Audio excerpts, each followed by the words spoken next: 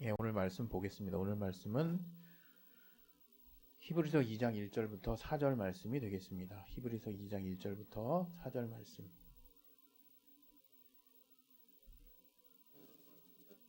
예, 우리 화면에 나왔죠. 다 같이 우리 합독하도록 하겠습니다. 시작.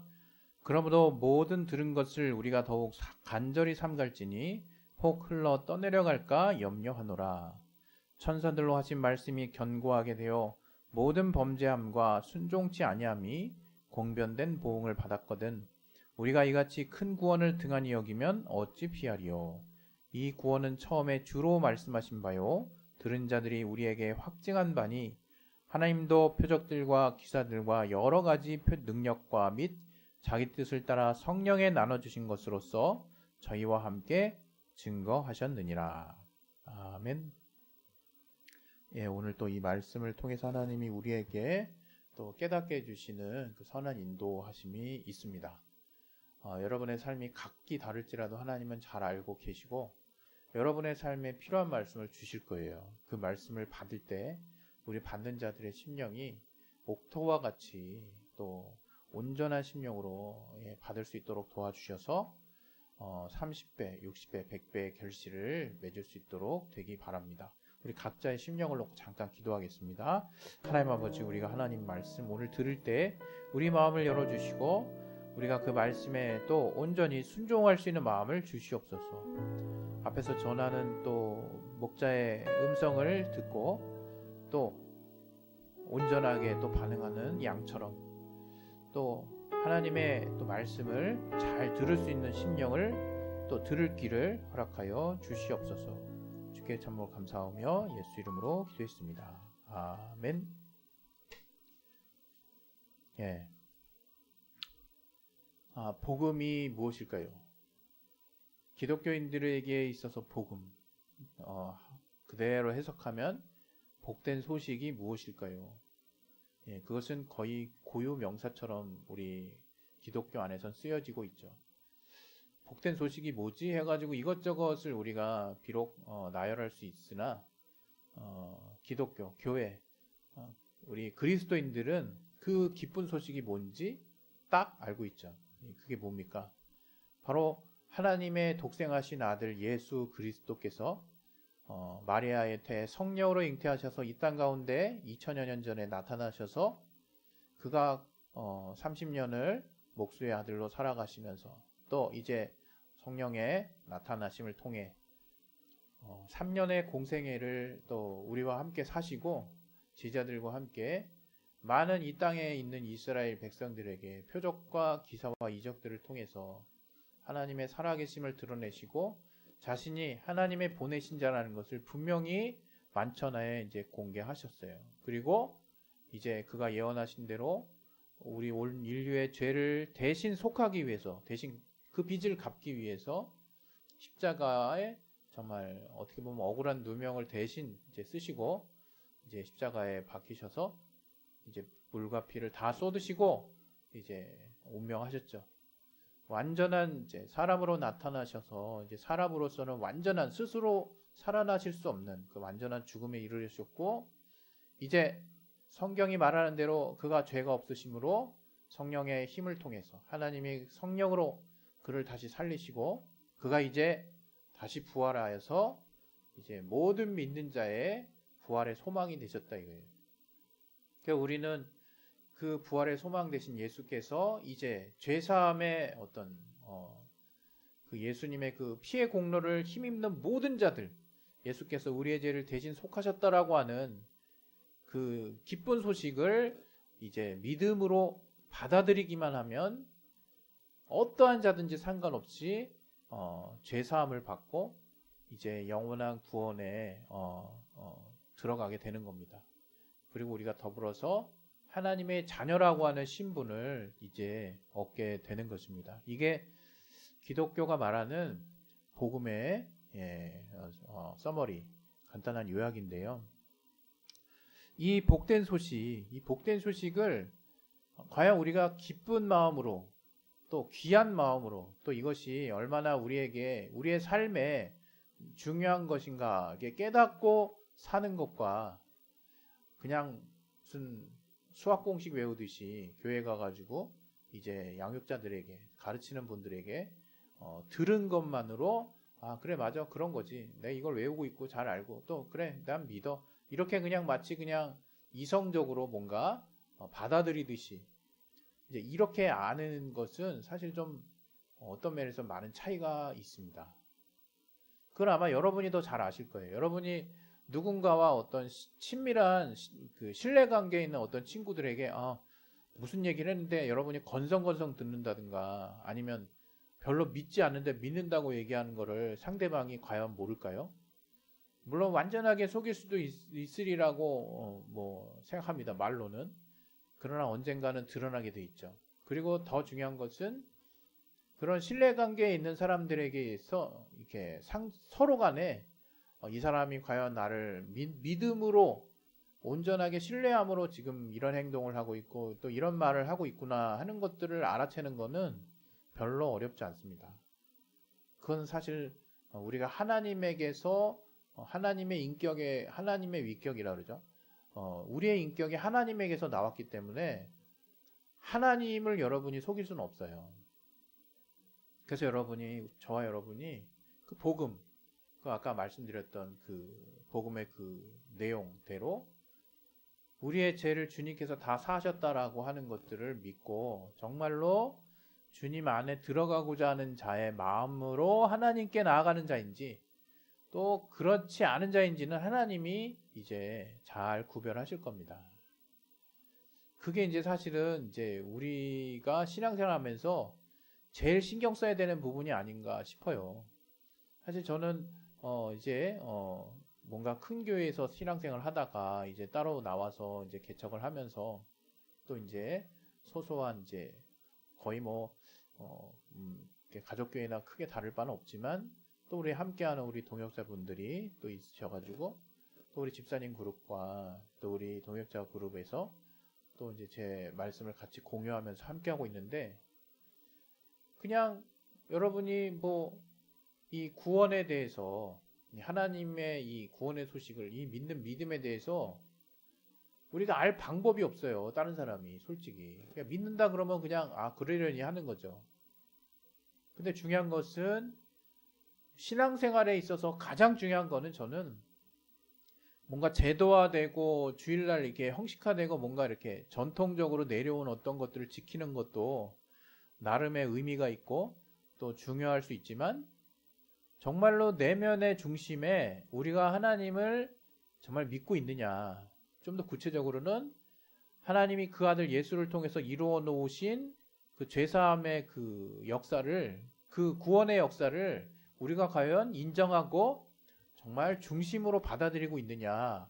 그 여부에 따라서 사실대로 말하면 그리스도인과 그렇지 않은 사람이 나뉘는 거예요. 믿는 자와 그렇지 않은 자. 믿는 자라는 것도 사실 너 뭘 믿는지 알아야 될 거야. 너 하나님 믿어? 그럼 뭐 그냥 하나님 다 믿는 겁니까?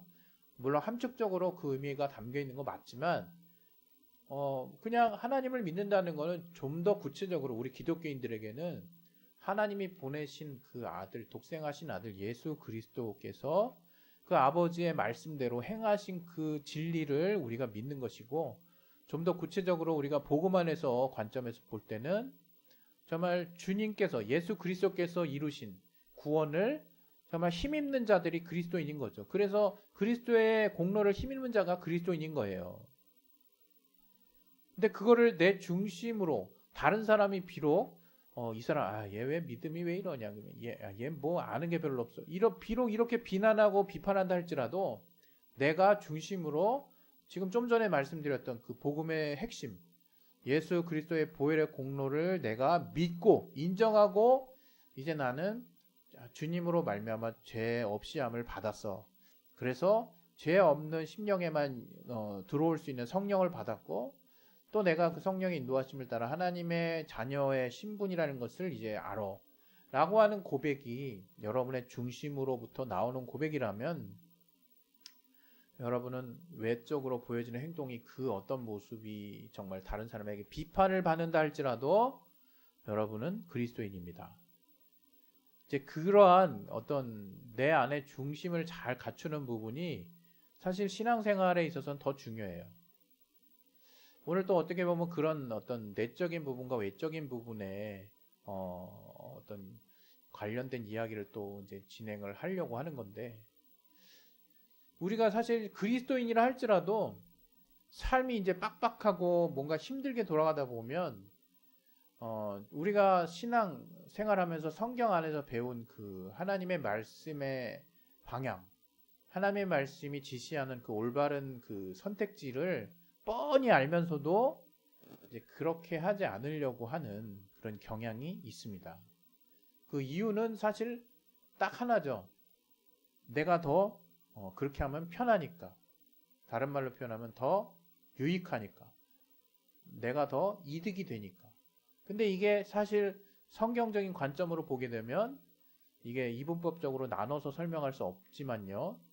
이게 내 영혼에 유익을 끼치는 것보다는 지금 우리 눈에 보이는 이제 내 몸이라고 하는 내 육신의 편안함, 내 육신의 잘됨, 또 내 육신의 환경에 뭔가 더 유익함을 위한 결정이란 말이에요.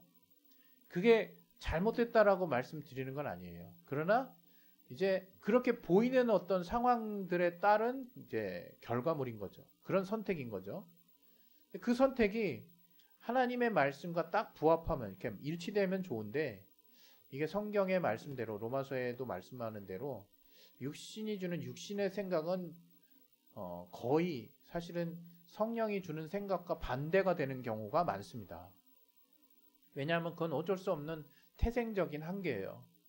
우리 육신이 이제 우리 이제 감정 있고 우리의 성정 있는 이 육신은 계속해서 육신이 잘 되고 육신이 뭔가 편안하고 육신이 뭔가 이렇게 뭐랄까 재미있고 또 육신이 뭔가 안락한 것들을 찾아갈 수밖에 없는 거예요. 그건 육신이 살아있다면 그런 방향성을 향해서 나아가는 건 어떻게 보면 지극히 당연한 모습일 수 있어요. 그래서 그렇게 따라가다 보면 사실은 이제 우리 안에 영이 함께 있는데, 우리 영에 하나님이 이제 성령께서 우리 영혼에 거하시고 우리 안에 거룩한 하나님의 말씀을 생각나게 하실 때가 종종 있단 말이에요.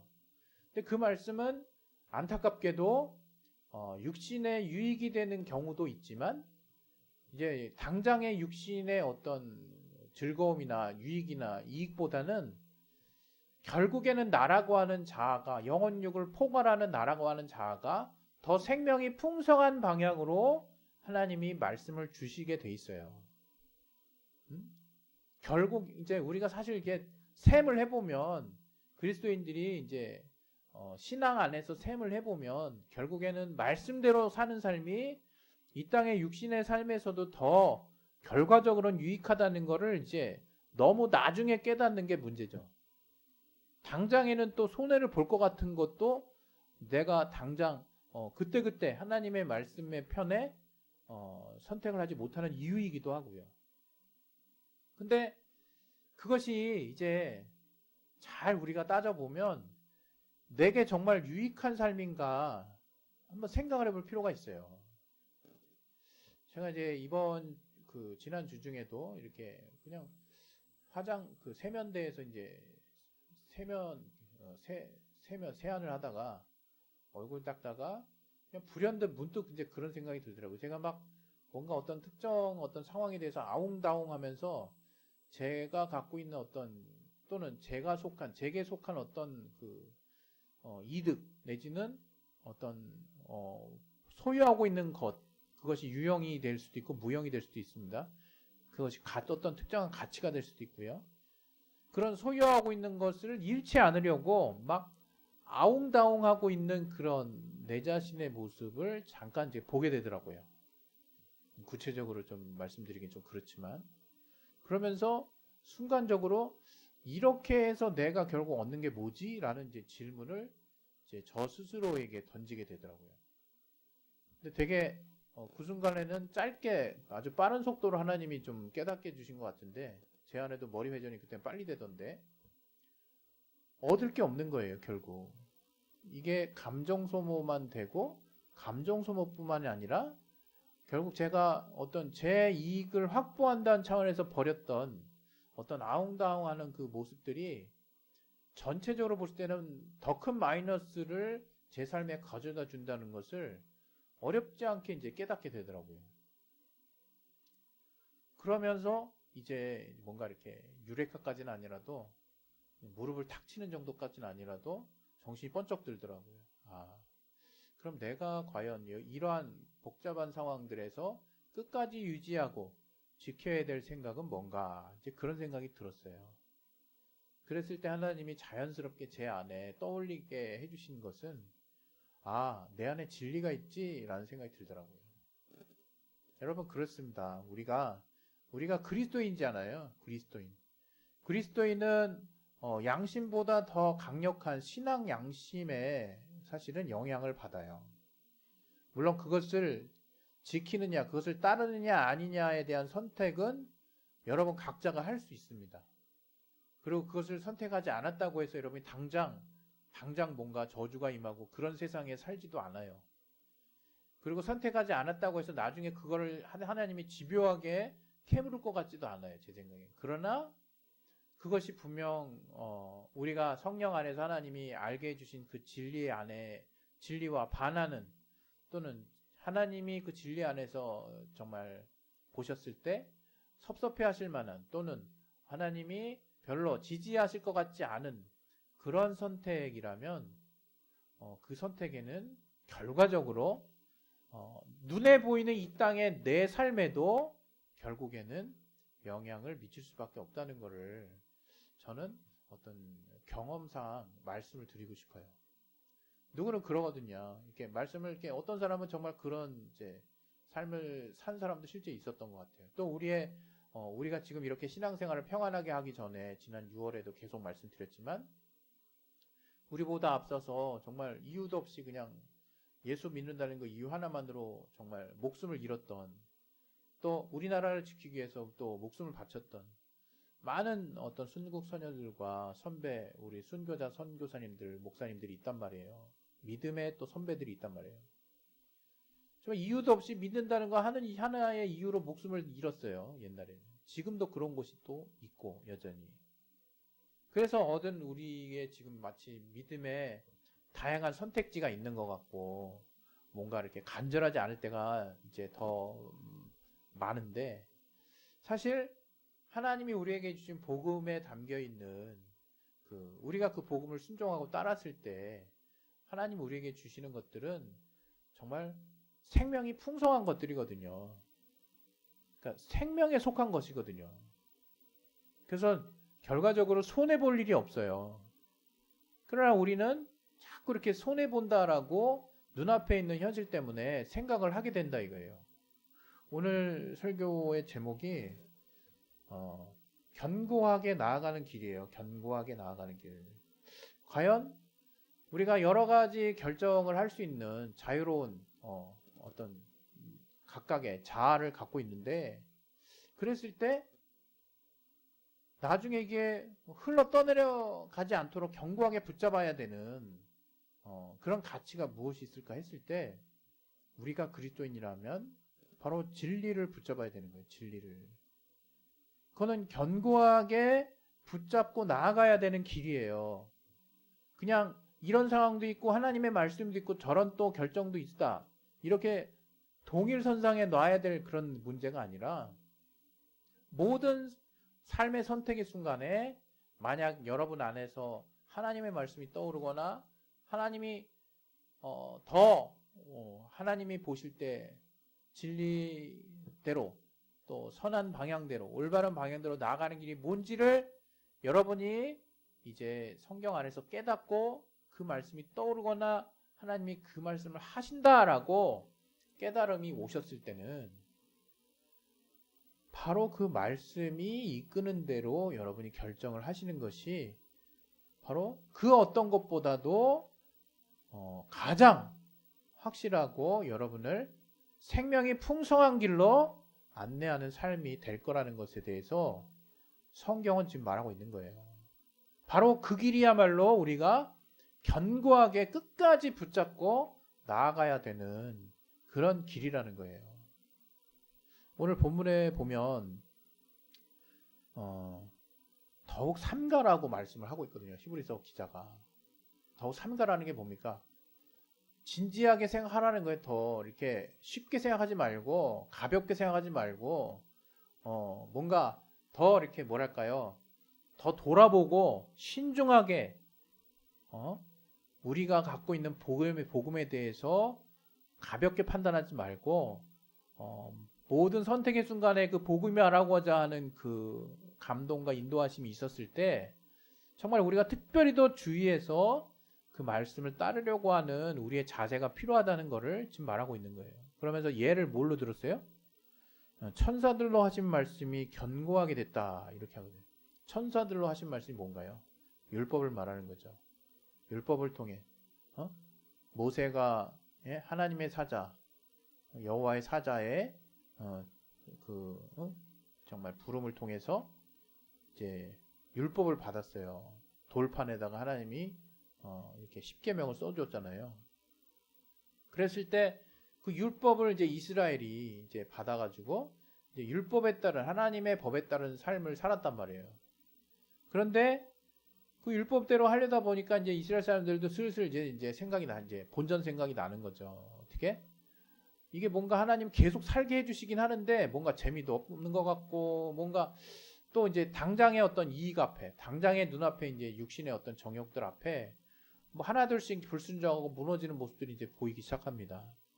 그러다가 대표적으로 이제 하나님 말씀에 크게 불순종하는 이제 몇몇 상황들이 벌어질 때마다 하나님은 지금 입장에서는 상상할 수도 없는 엄청난 이제 보응을 이렇게 보여주시거든요. 그게 뭐예요? 막 땅이 갈라지게 하시고 막 거기 몇만 명이 막 거기 그냥 떨어져서 죽게도 하고 그 다음에 뭐 정말 물에 수장돼서 막 죽는 사례도 있고 스케일이 엄청나요. 스케일이. 하나님의 법을 지키지 않았을 때 저들의 목숨을 하나님이 그냥 단번에 그냥 그런 일이 구약에 있었단 말이에요. 이스라엘 백성들의 저들의 하나님을 섬기는 그 역사 가운데 있었단 말이에요. 우린 지금 신약 이제 복음 안에서 살고 있죠. 주님이 이제 너희 죄를 다시는 기억지 아니하리라 하시는 그 약속 가운데 살고 있어요. 또 너희들이 본래 이렇게 육신의 정욕에 따른 죄악의 한계에서 벗어날 수 없다는 것을 이미 알고 있다. 이제 너희를 향한 구원을 오직 나를 통해서 좀 더 구체적으로 독생하신 그 아들이 이 땅 가운데 우리의 죄를 대신 대속하신 그 구원의 공로를 통해서 이제 우리들을 이끌고자 하시는 하나님의 그 정말 예언을 이제 예수 시대 예수님께서 이루시고 우리가 그 복음의 시대에 살고 있는 건데 근데 이 히브리서 기자는 그 복음을 받아들이는 우리가 굉장히 이제 못마땅하게 보였던 것 같아요. 굉장히 뭐랄까요? 안이하게 그 복음을 생각하는 모습들에 경종을 울리고 싶었던 것 같아요. 뭐라고 얘기합니까? 그래서 바로 저들이 그 하나님의 율법을 받고도 범죄하고 순종치 않았을 때 그에 합당한 보응을 받았다는 거예요. 아까도 말씀드렸죠? 몇만 명이 그냥 한꺼번에 죽기도 하고 막 물에 수장되기도 하고 그런다 그랬죠. 네, 뭐 이루 헤아릴 수 없는 많은 하나님의 막 실질적인 역사들이 막 일어났어요. 구약을 보면 엄청나죠. 막 그래서 사람 목숨이 막 파리 목숨 같은 느낌이 들어요. 그런데 주님이 이어서 히브리서 기자를 통해서 3절에 얘기하는 거를 우리가 이같이 큰 구원 뭡니까? 바로 복음을 얘기하는 거죠. 예수로 말미암는 구원을 이제 등한히 여기면 이제 별 볼 일 없게 생각한다는 거 가볍게 여긴다면 어찌 피할 거냐? 다시 말하면 구약의 율법을 통해서도 하나님이 이렇게 합당하게 그것에 대해서 일일이 가장 정확하게 다 정말 그에 대한 보상, 보응을 정말 치를 수 있게 하나님이 보여주셨는데 지금 이 신약의 시대, 이제 복음의 시대, 하나님의 무한한 용서가 있는 시대에 우리가 산다 한들 이제 하나님이 다시 오실 때 과연 그 하나님의 우리를 향한 우리가 그 하나님을 불순종하고 복음을 무시하고 심지어 이제 구원을 저버리는 단계까지 가는 사람들에 대한 하나님의 심판을 너희가 감당할 수 있겠냐. 지금 이 말씀을 하시는 거예요, 사실은. 그러면서 하나님도 표적들과 기사들과 여러 가지 능력과 및 자기 뜻을 따라 성령에 나눠주신 것으로서 저희와 함께 이미 증거하셨다. 얘기하시거든요.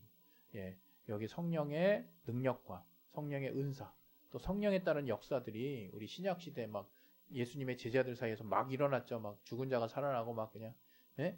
표적과 기사, 귀신이 막 떠나가고 이제 그런 것들을 통해서 이제 하나님이 이제 예수 그리스도의 예수 보혈의 공로, 또 그가 성령을 보내셔가지고 우리 믿는 자들이 이제 확실한 구원을 얻었다는 것을 증거하고 또 그 복음 안에서 하나님의 자녀가 되기를 하나님이 또 기대하시면서 정말 그 우리에게 믿음을 갖기를 하나님이 이제 선포하셨는데, 요청하셨는데, 우리가 믿음을 가졌는데 그 안에서 헤매거나 믿음을 가졌어도 별로 대수롭지 않게 생각하거나 또 정말 이 구약시대처럼 이런 저주가 뭐 지금 있겠어? 이런 마음으로 여러분이 등한히 여기고 있다면 사실 두렵고 떨리는 이제 말씀이 되는 거예요. 이 복음이. 복음 앞에 선 어떤 분들이. 이 말씀을 정리합니다. 여러분, 우리가 받은 복음은 함부로 하라고 받은 게 아니에요. 또 그 복음의 그 영향, 그 복음의 능력은 별 볼 일 없는 것도 아니에요. 예수를 믿으면 돈이 나오냐 뭐가 나. 여러분 전도할 때 믿지 않는 여러분의 부모님이 하셨던 말이에요. 정말 이 세상은 돈이 최고죠. 돈에 의해 못하는 게 없을 정도로 실제로 우리 가정도 돈의 필요를 느낄 때가 많죠. 그런데 정말 우리가 믿는 하나님은 어떤 분이냐? 우리를 부자가 되기도 하시고 가난하게 되기도 하실 수 있는 분이다. 이거 사실은. 그 물질에만 딱 또 국한되어 있으신 분이 아니라 궁극적으로 우리에게 생명을 풍성하게 주시려고 또 생명의 근원 되신 주님께서 이미 우리를 구원하시고 자녀의 기도를 들으신다 말씀하셨는데 우리가 그 하나님 안에서의 그 믿음, 그 복음 또 보이지 않는다고 해서 또 당장의 구원처럼 구약처럼 막 땅이 갈라져서 막 사람이 수만 명씩 죽고 그런 일들이 있지 않다고 해서 이걸 등한히 여기고 가볍게 여기면 어떻게 되겠느냐 이렇게 얘기하고 있는 거예요. 여러분 예수를 내가 어떻게 믿느냐는 아무도 볼 수 없습니다. 제발 여러분 간절히 제가 목사로서 부탁드리는데 여러분 보이는 것에 신경 너무 쓰지 마시고 보이지 않는 가치에 여러분 인생을 한번 걸어보세요. 특별히 여러분이 우리가 그리스도인인 만큼 우리가 보이지 않는 가치가 우리의 삶을 서로 간의 시너지, 상승 효과를 내게 해서 우리의 삶을 풍성하게 해주는 것처럼 이제 우리가 그리스도인이라면 예수를 믿고 그 믿음 안에서 하나님이 주신 말씀을 따르는 삶이 비록 항상 말씀드리지만 뭔가 손해보는 것 같고 뭔가 당장의 이익이 없는 것처럼 보인다 할지라도 결국엔 그 안에서 하나님이 우리에게 정말 베풀어 주시는 하나님의 응답과 삶의 생명이 풍성한 평안과 기쁨, 그 자유라고 하는 그 영원히 빼앗기지 않는 그 가치라고 하는 거는 여러분이 믿음을 써봐야 한다 이거예요. 중심으로 믿음을 가지고 하나님께 나아가 보셔야 안다 이거예요. 오늘 말씀을 이제 정리하겠습니다. 여러분 정말 우리가 그 어떤 선택의 순간에서 이런 말 할 수 있고 저런 선택할 수 있고 또 저런 중심에 따른 말 할 수 있어요. 우리가 뭐 누군가 그걸 막 감시하고 그러는 거 아니잖아요. 또 기독교인이라고 뭐 하나님이 성령이 우리 안에 내주하셔가지고 계속 우리 삶을 옥죄는 게 아니에요. 우리가 어떤 선택을 하든 하나님이 때로는 되게 무기력하게 느껴질 정도로 우린 우리 마음대로 하고 있죠. 그러나 정말 이 복음을 받은 우리들의 삶이라고 하는 것이 그 말씀을 등한히 여기고 가볍게 여기고 별 그냥 대수롭지 않게 생각할 만큼 하나님이 주신 복음이 그렇게 별 볼 일 없지 않다 이거예요. 여기에는 구약에서 그 천사를 통해서 전해진 그 하나님의 말씀이 담긴 율법조차도 엄청난 그에 따른 후과 하나님의 대가를 이 땅 가운데서 보여주셨는데 이제 영원한 생명과 약속이 담겨 있는 그 복음 그리고 예수께서 친히 그 복음으로 말미암아 많은 표적과 기사로 또 그를 따르는 많은 제자들이 똑같은 기사와 이적들로 성령의 나타나심을 확실히 증거하시고 이제 하나님의 말씀 그 복음의 위력을 보여주셨는데 너희가 이걸 가볍게 여기면 어떻게 되겠니? 지금 그렇게 말씀하고 계시는 거예요. 저희 여러분들에게. 여러분 아무도 여러분의 마음속을 들여다볼 수 없어요. 여러분이 마음만 먹으면 정말 마음속엔 그냥 하나님을 그냥 막 믿으려고 하지도 않으면서 충실하고 신실하게 믿는 척 할 수 있어요. 그러나 하나님의 마음을 하나님의 눈을 피할 수는 없다 이거예요. 여러분 어떤 모양을 취하든 그것이 정말 중요한 것이 아니라 때로는 그 어떤 우리의 중심에 따른 행동이 중요할 수 있지만 그보다 더 본질적으로는 우리가 정말로 주님을 믿고 그 주의 복음을 온전하게 그 진리의 말씀을 온전하게 순종하려고 하는 그 마음을 가져야 된다 이겁니다. 이 시간 우리 예수여 한번 하시 기도하겠습니다. 예수여 하나님 아버지 오늘 정말 주님께서 견고하게 나아가야 하는 길이 무엇인지를 깨닫게 해주셨사오니 복음을 믿고 붙잡고 나아가는 길이 바로 우리가 그 어떤 다양한 상황 속에서